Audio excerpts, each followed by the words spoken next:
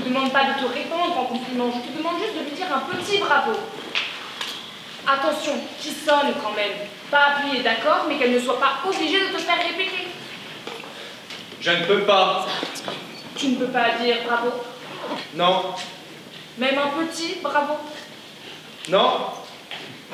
C'est quoi? C'est le mot qui te gêne? Non. C'est ce qu'il veut dire. Ce qu'il veut dire, ce qu'il veut dire. Si tu le dis comme bonjour, déjà, il veut beaucoup moins dire ce qu'il veut dire. Ça veut quand même un peu dire félicitations, non? Oui, mais pas plus. Vraiment, pas plus.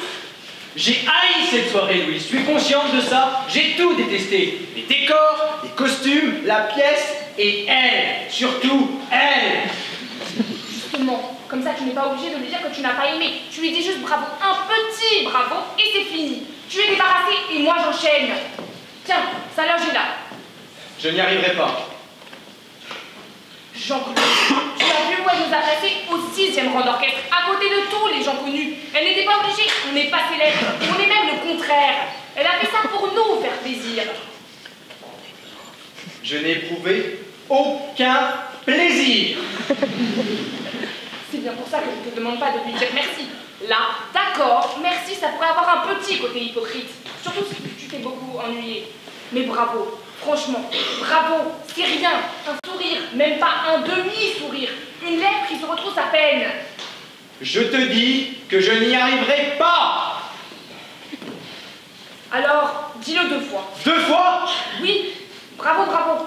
2 fois. Ça glisse tout seul. Ils ne se reprennent pas compte qu'on l'a dit. Ça file. On n'a même pas le temps de penser à ce que ça veut dire. C'est un peu comme quand tu dis « oh pardon ». Quand tu dis oh, « pardon », tu n'as pas l'impression de demander vraiment un pardon, de réclamer une absolue solution pour ta faute. Non, c'est une petite phrase qui t'échappe.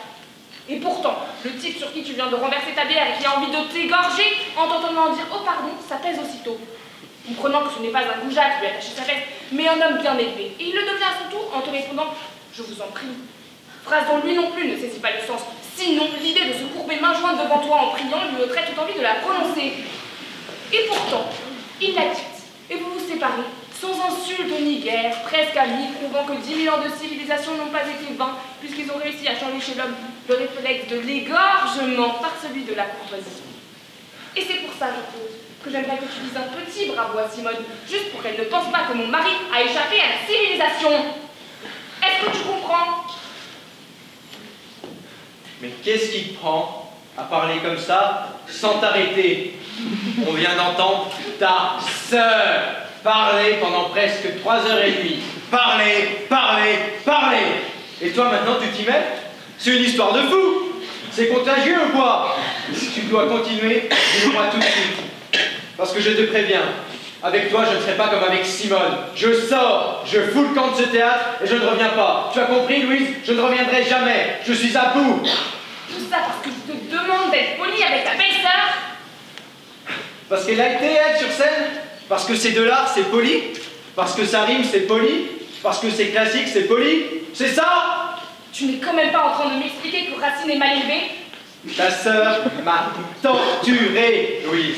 Torturé toute la soirée. Tu es au courant, j'espère, qu'au Japon, la grandeur suprême pour le samouraï blessé à mort est de dire bravo à son adversaire? C'est un mauvais exemple. Je hais le Japon. Dommage. Un peu d'Extrême-Orient aurait pu t'aider.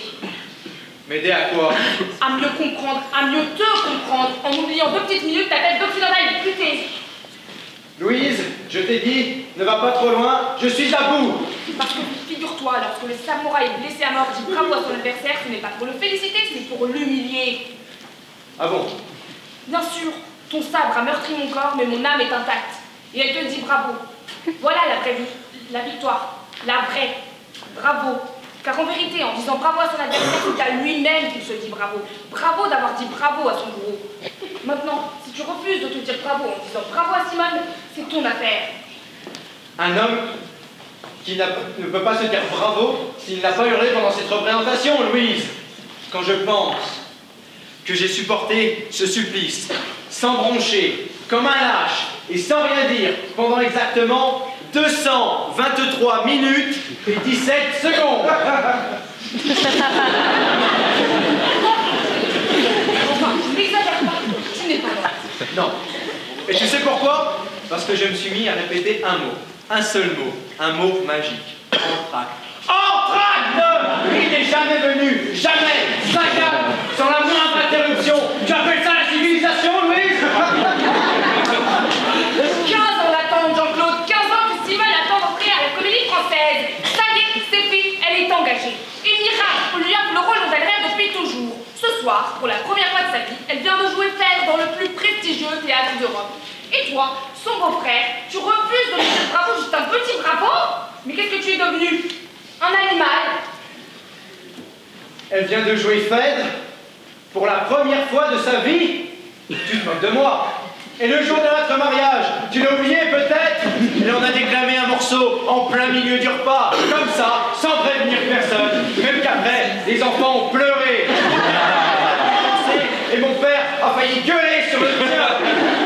Elle nous a foutu une ambiance de merde avec ses vocations et ses alexandrins. C'est maman qui lui avait demandé pour nous faire une surprise. La surprise, Louise, ça a failli être que je quitte la table du plus beau jour de notre vie. Il a fallu que je t'aime pour rester là, immobile, le couteau planté dans le gigot. Réclamer ta poésie en se caressant les seins. Maintenant, après, elle remet ça. L'intégrale en plus.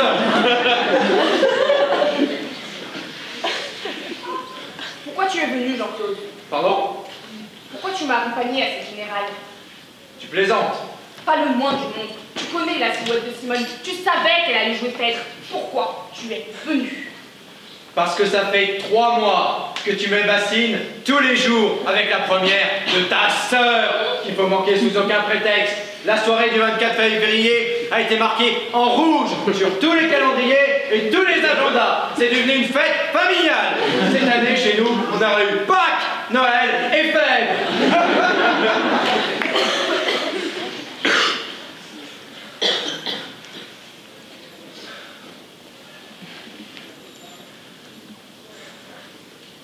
Louise, le moment n'est-il pas venu de faire un point sur notre couple?